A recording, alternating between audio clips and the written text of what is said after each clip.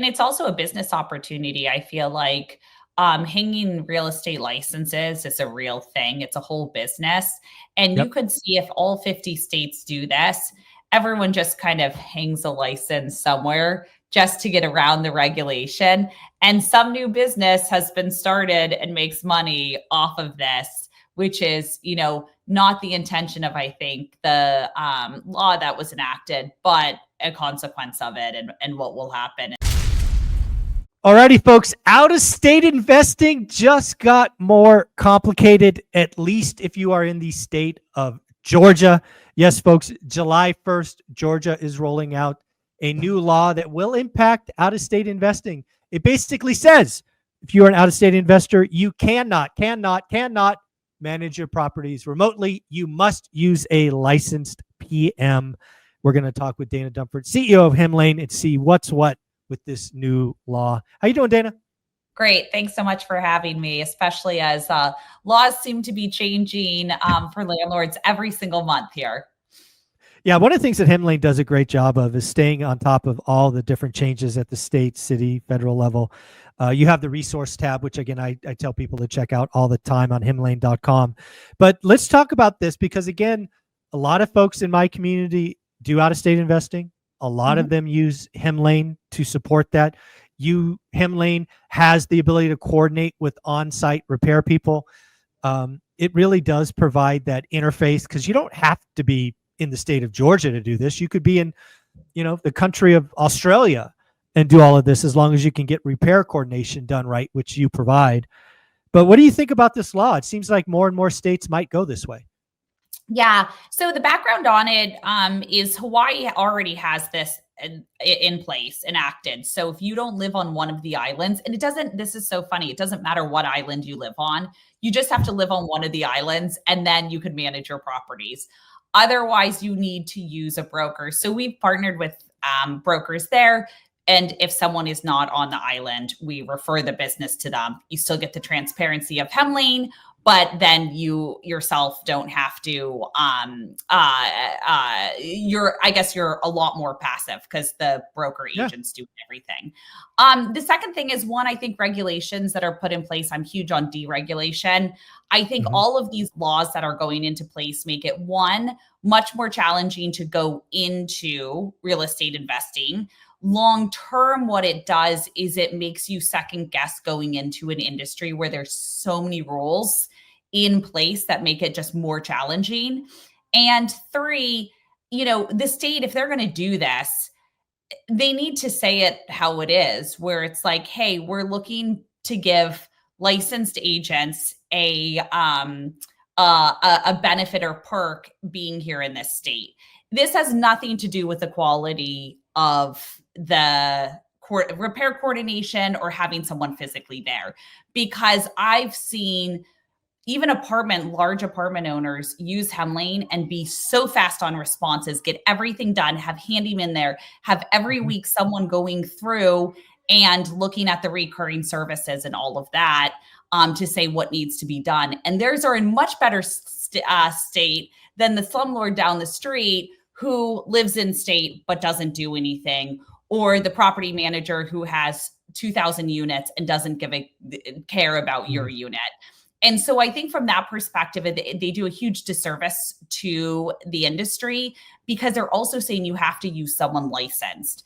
And then suddenly your handyman who's really good is not that licensed person. And so you might have to, find a cheaper handyman or something like that. It's just not really well thought through, in my opinion.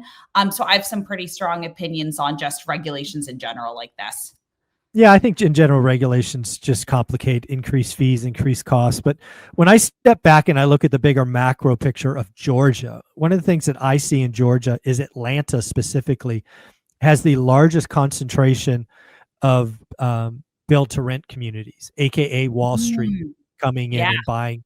And basically what I'm seeing, because again, it's like 30% or something. It's the highest concentration of kind of big outside forces coming to a city. It's almost disproportionate. It's so concentrated.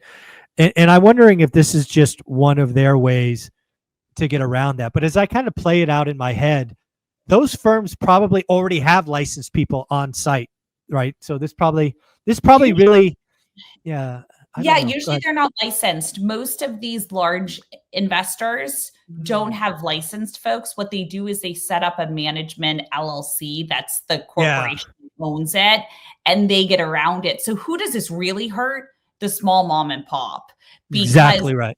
if Yes. you're a large institutional, you do have someone there. They're most likely not a licensed agent, but But they could easily they could easily add one on yeah, hang their payroll. license somewhere. Yeah. Totally, totally. So it really hurts the small mom and pop. And again, I think that I wish the governments would really think through these things and then give us a reason why this is a good idea. Because if their explanation is it's to make sure that tenants are well taken care of, well, from what I've seen of being on the ground checking someone who's there versus who's not there, a lot of times if you have 24/7 super fast responses, SLAs where you say we have to get someone out within 2 to 4 hours if this is an emergency, within 2 business days if it's not, those are the ones that a tenant has a great experience.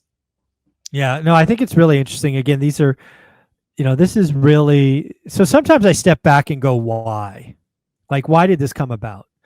And it's really come about. It could be a couple of reasons. One is licensed agents, as you know, have been having a rough 4 years. Transactions down, fees down. And, they've probably seen a lot of people leave the industry because they can't make any money. So they're trying to find other ways to keep the lights on. So that's step one, right? I think is what happened is the state of Georgia says, hey, we need more licensed agents to stick around. Let's find a way to give them, some pennies. So I think that happens. Then you think about, the slumlords, which we've all seen across the country. But then I ask myself, does this help that? Again, state of Georgia probably has data on this. Like when you think about the slumlords, are they in state or out of state? I don't have that answer. Maybe there's a percentage that's out of state, but this just feels like another money grab. And if you play this out one step further, what's going to happen? One, you'll probably have less new investors come to Georgia, right? It'll be less of that, which maybe is seen as a good thing, right? Out-of-state investors raising the cost of homes, maybe that's seen as a good thing. But B, it's going to eventually raise costs, right? All these, landlords aren't in the business of losing money.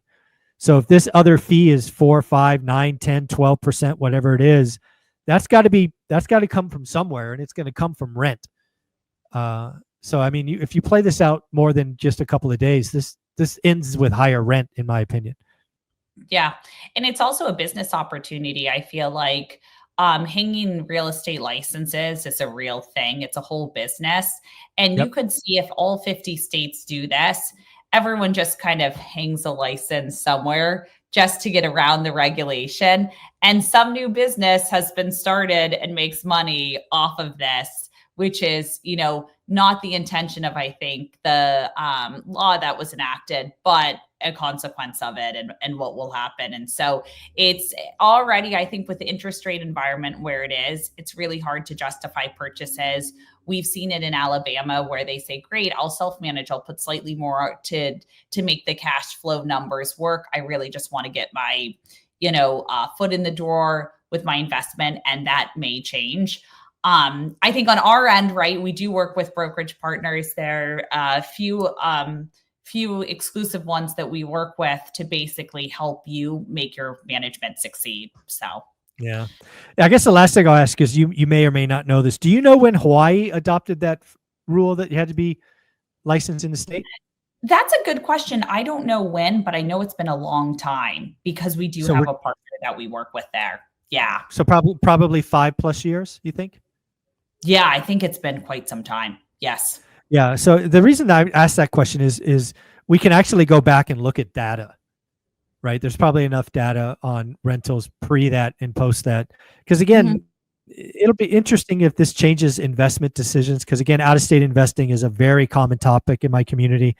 And some states are seen as friendly and some states are not. If Atlanta or Georgia, implements a rule like this, will Georgia just be crossed off the list and people will look elsewhere? Yep. Yeah, absolutely. Yeah. Well, if somebody wanted to check out Hemlane, talk about repair coordination, advertising, general ledger stuff, where do they go? Yeah. So if you have a rental property and you're looking for everything to find and place a tenant or do the day-to-day management, various packages from a free one all the way to much more full service. You can go to Hemlane, HEMLANE.com, and just mention one rental at a time, because you do get 20% off your first year with paid packages.